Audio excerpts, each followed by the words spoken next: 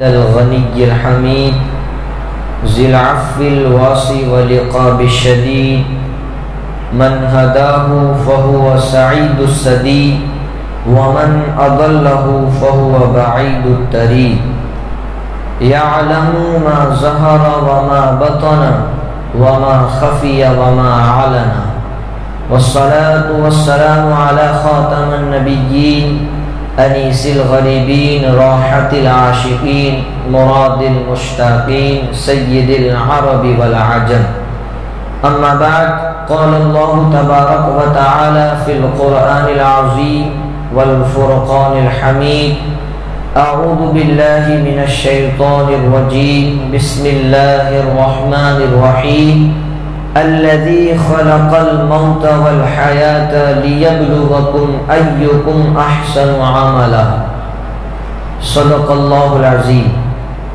آئیے سب سے پہلے انتہائی ادب و احترام کے ساتھ اپنی اور ساری کائنات کے مرکز عقیدت حضور محسن انسانیت جان کائنات سرکار رحمت عالم صلی اللہ علیہ وسلم کی بارگاہ میں اپنی غلامی کا ثبوت پیش کرتے ہوئے درود پاک پڑھتے ہیں۔ پڑھیے بابا سے بلند اللہم صلی علی سیدنا و مولانا محمد وبارک وسلم صلاۃ و سلام علیک یا رسول اللہ صلی اللہ تعالی علیہ وسلم۔ محترم سامعین، اگر ہم اس دنیا پر نظر ڈالیں تو ایک سے بڑھ کر کے ایک عقل مند، ایک سے بڑھ کر کے ایک دانش مند اور اعلیٰ صلاحیتوں کے مالک انسان نظر آئیں گے۔ یہی وجہ ہے کہ آج کسی ایک بات پر بھی پوری دنیا متفق نہیں ہو سکی، ہر بات میں اختلاف پایا جاتا ہے۔ ایک خاندان ہے تو اس خاندان میں رہنے والوں میں اختلافات ہے، ایک گھر ہے تو اس میں رہنے والوں میں اختلافات ہے، ایک تنظیم ہے تو اس تنظیم کے لوگوں میں اختلافات ہے، ایک ٹیم ہے تو اس ٹیم کے لوگوں میں اختلافات ہے، حتیٰ کہ جس رب نے کائنات بنائی اس رب کو ایک ماننے میں بھی اختلاف ہے۔ کوئی 2 خدا مانتا ہے، کوئی 3 خدا مانتا ہے، کوئی سینکڑوں خدا مانتا ہے، تو ہر بات میں کچھ نہ کچھ اختلاف پایا جاتا ہے۔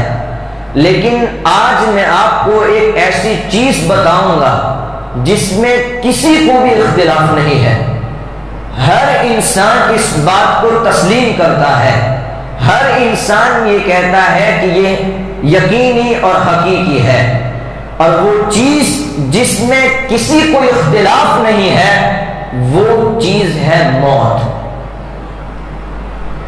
دنیا کا ہر انسان اس بات کو تسلیم کرتا ہے کہ ایک دن موت ضرور آنی ہے۔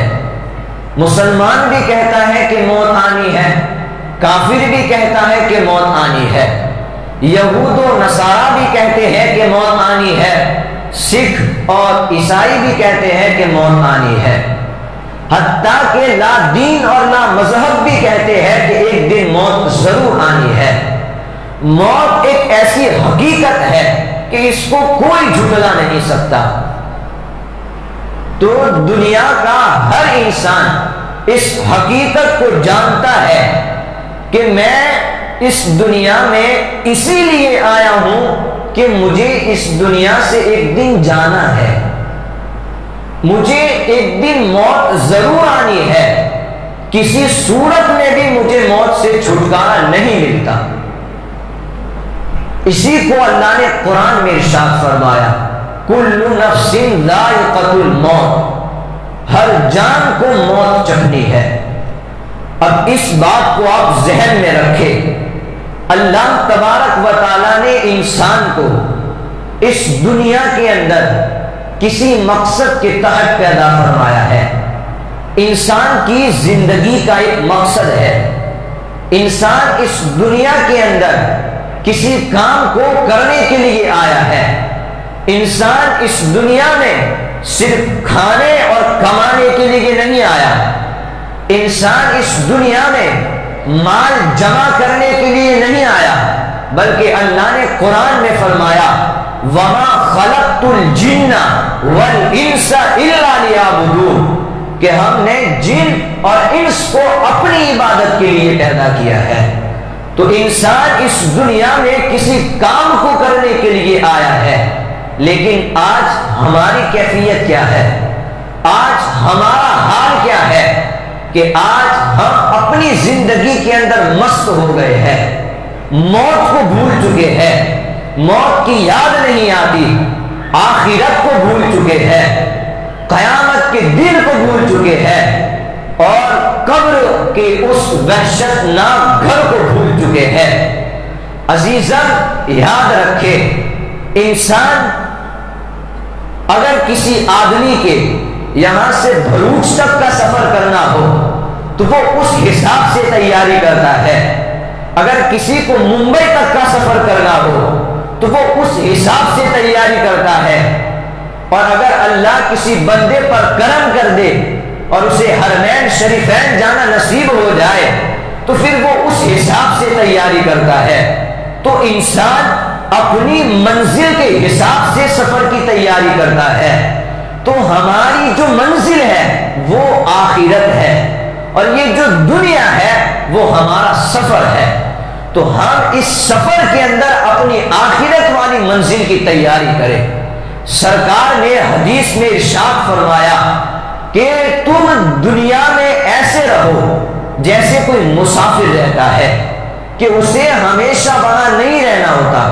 پھر ایک بزرگ نے ایک قول فرمایا کہ دنیا میں ایسے رہو جیسے کشتی پانی پر چلتی ہے۔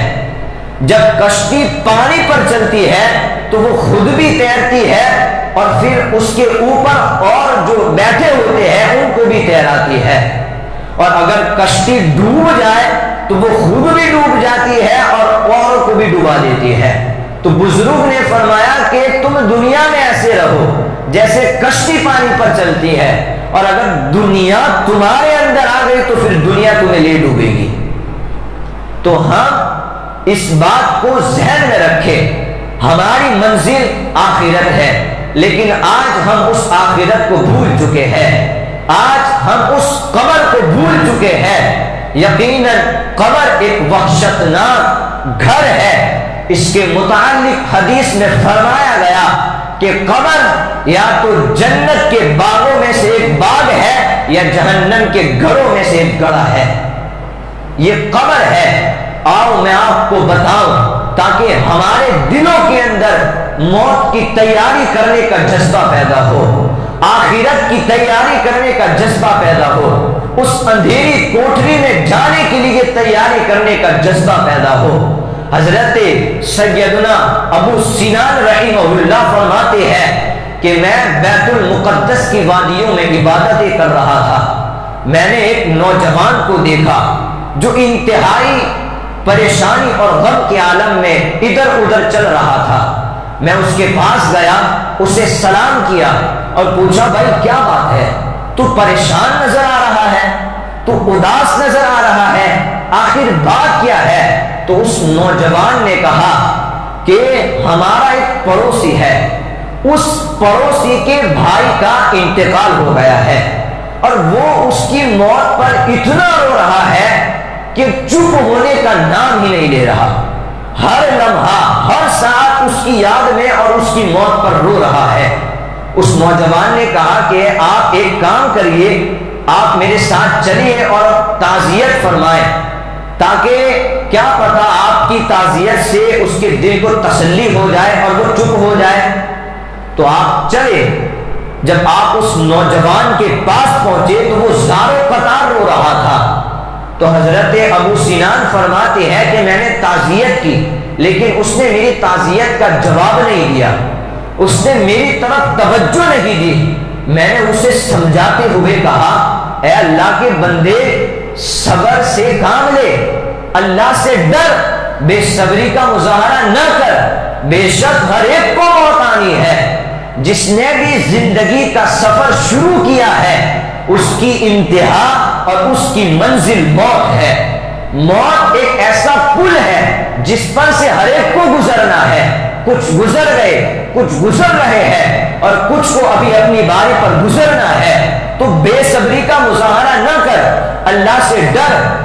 تو وہ حضرت ابو سنان فرماتے ہیں کہ میری بات سن کر کے وہ نوجوان بول اٹھا، اس نے کہا کہ حضرت آپ کی بات بالکل ٹھیک ہے، آپ کی بات بالکل برحق اور درست ہے، لیکن میں اپنے بھائی کی موت پر نہیں رو رہا، میرے رونے کا سبب اپنے بھائی کی موت نہیں ہے، بلکہ میرے رونے کا سبب یہ ہے کہ میرا بھائی قبر کے اندر ایک بہت بڑی مصیبت میں مبتلا ہے۔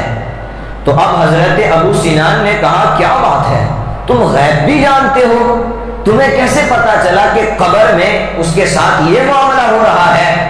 تو اس نوجوان نے کہا کہ نہیں، میں غیب نہیں جانتا، لیکن جب اس کا انتقال ہوا، اس کی تجہیز و تکفین کے بعد جب لوگوں نے اسے قبر میں اتارا، دفن کرنے کے بعد لوگ چلے گئے، میں وہیں کھڑا رہا، کچھ دیر کھڑا رہا، اچانک ایک دردناک بھیانک آواز کے اندر بچاؤ بچاؤ کی صدائیں آنے لگی۔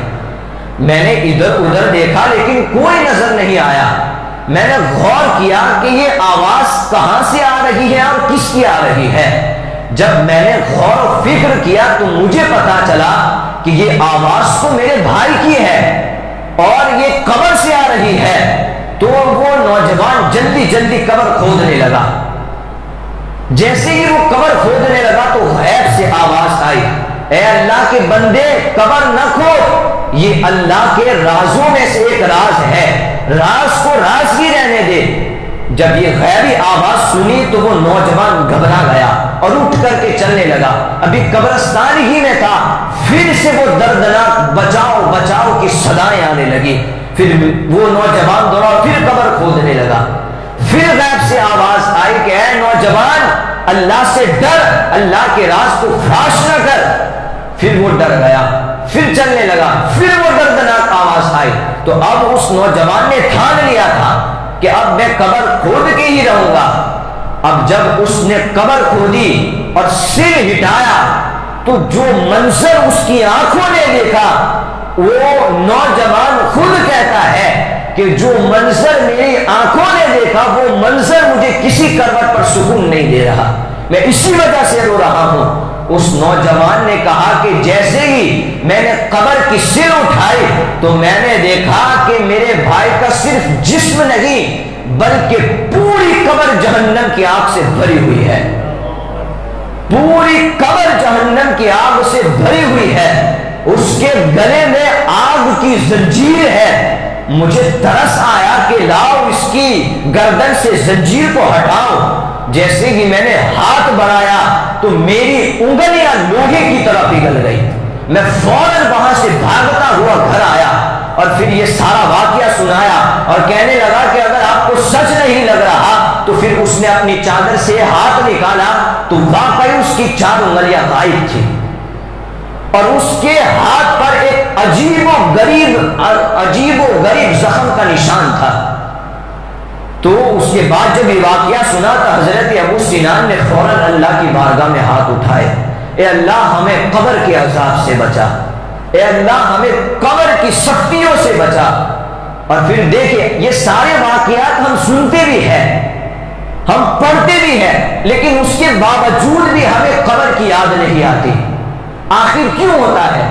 اور پھر آپ دیکھیں حضرت ابو سنان فرماتے ہیں کہ میں امام اوزاعی کی بارگاہ میں گیا، میں نے یہ سارا واقعہ سنایا اور میں نے کہا کہ حضرت یہ کیا بات ہے کہ یہود و عیسائی جب مرتا ہے تو اس کی قبر کا حال کسی پر ظاہر نہیں ہوتا، لیکن بعض مسلمانوں کے قبر کے حالات اور ان کے عذاب ظاہر ہو جاتے ہیں، اس کی وجہ کیا ہے؟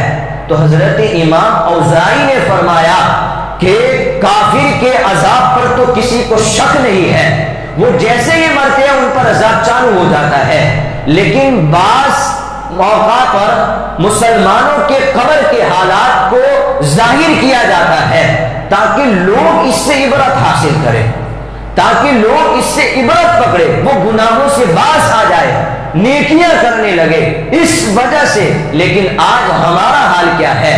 آج ہم موت کو بالکل بھول چکے ہیں، قبر کو بالکل بھول چکے ہیں۔ آج سنیچر کے دن کبھی ہمارے یہاں آدھے دن کی لائٹ جاتی ہے تو ہم بے خوف ہو جاتے ہیں کہ یار کب لائٹ آئے گی۔ کیا کبھی ہم نے سوچا کہ اس وحشتناک قبر کے اندر نہ وہاں پر بستر ہوگا، نہ وہاں پر کوئی تکیہ ہوگا، نہ وہاں پر کوئی ہوا ہوگی، وہاں ہمارا حال کیا ہوگا؟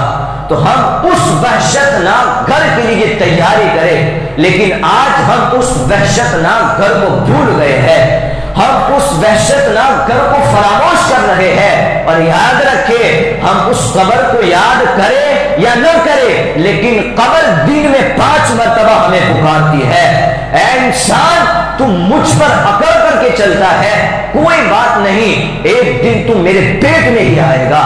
قبر کہتی ہے اے انسان تم مجھ پر عمدہ عمدہ کھانے کھاتا ہے، کوئی بات نہیں، ان قریب تم میرے پیٹ کے اندر آئے گا تو تجھے کیڑے اور مکوڑے کھائیں گے۔ اے انسان تو میری پیٹ پر ہنستا ہے، ان قریب تو جب میرے پیٹ میں آئے گا تو روئے گا۔ قبر کہتی ہے اے انسان تو مجھ پر گناہ کرتا ہے، اللہ تعالیٰ کی نافرمانیاں کرتا ہے، کوئی بات نہیں، میرے اندر آ، پھر دیکھ اللہ تجھے کیسا عذاب دیتا ہے۔ تو ہم اس کو یاد کریں یا نہ کریں، لیکن قبر ہمیں پکارتی ہے، تو ہم اس قبر کی تیاری کریں، موت کی تیاری کریں۔ یقیناً موت ایک بھیانک لفظ ہے، دل کو ہلا دینے والا لفظ ہے۔ موت کا لفظ سنتے ہی اچھے اچھوں کے جسم میں کپ کپی طاری ہو جاتی ہے، اس لیے کہ موت نہ کسی کے بڑھاپے کو دیکھتی ہے، نہ کسی کی جوانی کو دیکھتی ہے۔ موت ایک بھیانک چیز ہے، بلکہ میں آپ کو بتاؤں، آپ دیکھیں موت کیا ہے۔ وقائع الاخبار میں موت کی تخلیق کے بارے میں فرمایا گیا کہ اللہ تبارک و تعالیٰ نے موت کو پیدا کر کے اسے 1000 پردوں کے پیچھے چھپا دیا، اس کے بعد اس موت کو آسمانوں اور زمینوں سے زیادہ طاقت عطا فرمائی، اور پھر اس موت کو اتنی مضبوط اور اتنی لمبی زنجیروں کے اندر جکڑ دیا گیا کہ ان میں سے ہر ایک زنجیر کی لمبائی 1000 سال کا سفر ہے۔ 1000 سال تو ہماری عمر بھی نہیں ہوتی، تو اس موت کو جکڑنے کے لیے اتنی لمبی زنجیروں سے جکڑا گیا اس موت کو۔ پھر اس موت کو حجاب میں رکھ دیا گیا۔ اب چونکہ موت حجاب میں تھی، فرشتے اس کے مکان سے واقف نہیں تھے، فرشتوں نے اس کی آواز بھی نہیں سنی تھی، اس کی حقیقت سے آگاہ نہیں تھے۔ اب جب اللہ نے حضرت آدم کی تخلیق کے بعد حضرت اسرائیل کو حکم دیا، اے اسرائیل تمہیں موت پر مسلط کیا جاتا ہے، تم موت کو اپنے قبضے میں لے لو۔ تو جب فرشتوں نے موت کا نام سنا تو فرشتوں نے کہا مولا یہ موت کیا ہے، تو نے اسے کہاں چھپا کر رکھا ہے؟ تو اللہ نے حکم دیا موت کو، اے موت اپنے سارے پردے ہٹا دے۔ تو موت نے اپنے سارے پردے ہٹا دیے۔ جب فرشتوں کی نگاہ پڑی، فرشتوں کی پہلی نگاہ پڑتے ہی سارے فرشتے بے ہوش ہو گئے، سارے فرشتے بے ہوش ہو گئے۔ 1000 سال کے بعد جب فرشتوں کو ہوش آیا تو فرشتوں نے فرمایا یا ربنا خلقت اعظم من هذا، اے اللہ اس سے بڑھ کر بھی کوئی بڑی چیز تو نے بنائی ہے؟ تو اللہ نے فرمایا قال نعم انا اعظم من هذا، فرمایا فرشتوں میں اس سے بھی بڑا ہوں۔ تو حضرت اسرائیل علیہ السلام کو حکم دیا کہ اس کو اپنے قبضے میں لے لے۔ تو حضرت اسرائیل علیہ السلام نے کہا کہ مولا یہ تو بہت مضبوط ہے، میں اس کو کیسے کنٹرول میں کروں گا؟ تو اللہ نے حضرت اسرائیل کو طاقت عطا فرمائی، پھر حضرت اسرائیل نے موت کو اپنے قبضے میں لے لیا۔ جب حضرت اسرائیل نے موت کو اپنے قبضے میں لیا تو موت نے ایک چیخ ماری اور اللہ کی بارگاہ میں عرض کرنے لگی اے اللہ مجھے اجازت دے تاکہ میں آسمانوں پر اپنا اعلان کر دوں۔ تو اللہ نے موت کو اجازت دی، تو سنے موت نے کیا اعلان کیا۔ موت نے سارے آسمانوں پر اعلان کیا، انا الموت الذی افرق بین البنات والامہات، میں وہ موت ہوں جو ماں اور بیٹیوں میں جدائی ڈال دیتی ہو۔ موت کہتی ہے انا الموت الذی افرق بین الاخ والاخوات، میں وہ موت ہوں جو بھائی اور بہنوں کے اندر جدائی ڈال دیتی ہو۔ موت نے کہا انا الموت الذی افرق بین الزوج والزوجہ، فرمایا میں وہ موت ہوں جو میاں بیوی میں جدائی ڈال دیتی ہوں۔ موت نے کہا انا الموت الذی افرق بین الحبیب، میں عاشق اور معشوق میں جدائی ڈال دیتی ہوں۔ موت نے کہا انا الموت الذی اخرب الدیار والقصور، موت نے کہا میں وہ موت ہوں جو محلوں کو تباہ کر دیتی ہوں، میں وہ موت ہوں اعمر القبور، جو قبرستان کو آباد کر دیتی ہوں۔ موت نے یہ اعلان سنایا، آپ دیکھیں کتنی دردناک ہے۔ تو ہم اس موت سے آنے سے پہلے اپنی موت کی تیاری کریں۔ یقیناً جب انسان کی روح نکلتی ہے تو وہ وقت انتہائی دشوار اور کٹھن ہوتا ہے، وہ بہت تکلیف والا وقت ہوتا ہے۔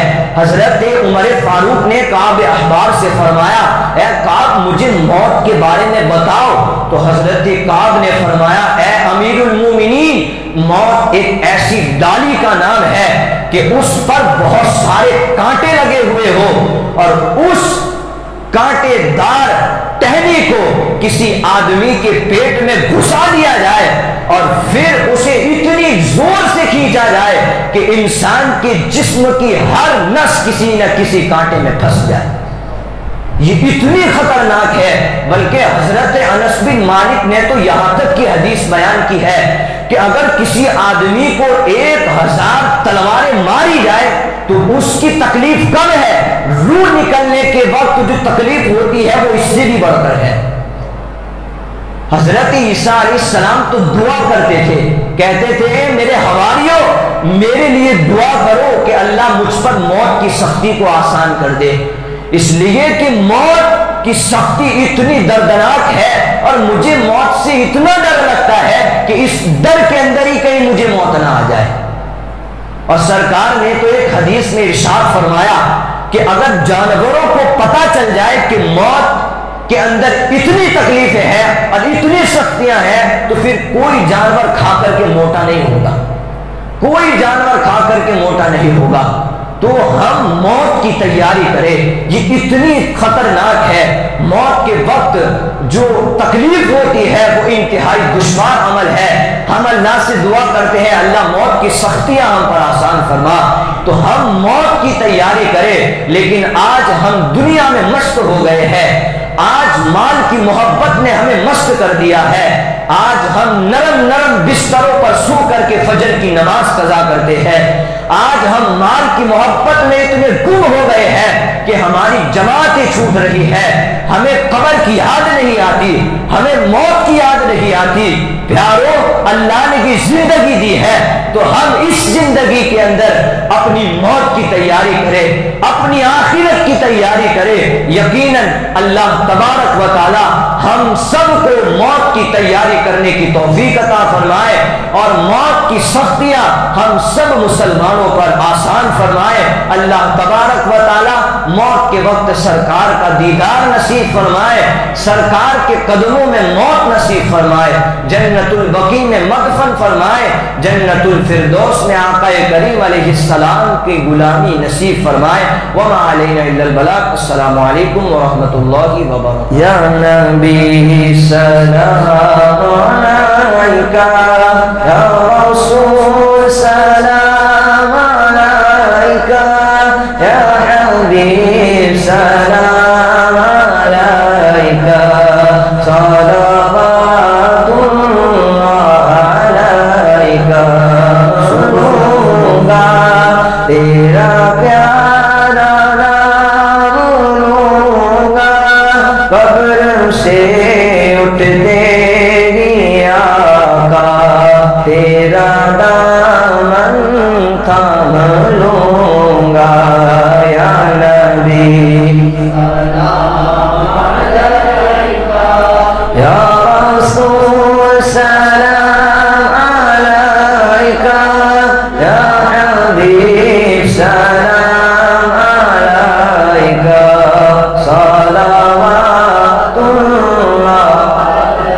اتنا کرم شاہ امام ہو، خالی روح سے بدن ہو، شہر طیبہ کا کفن ہو، اور مدینے میں دفن ہو۔ یا نبی سلام علیکہ، یا رسول سلام علیکہ، یا حبیب سلام علیکہ، صلوات اللہ علیکہ، الصلاة والسلام علیکہ یا رسول اللہ، وعلى آلك وأصحابك يا نور الله، إن الله وملائكته يصلون على النبي، يا أيها الذين آمنوا صلوا عليه وسلموا تسليما، اللهم رب محمد صلى عليه وسلم، نحن عباد محمد صلى عليه وسلم، سبحان ربك رب العزة عما يصفون، وسلام على المرسلين، والحمد لله رب العالمين.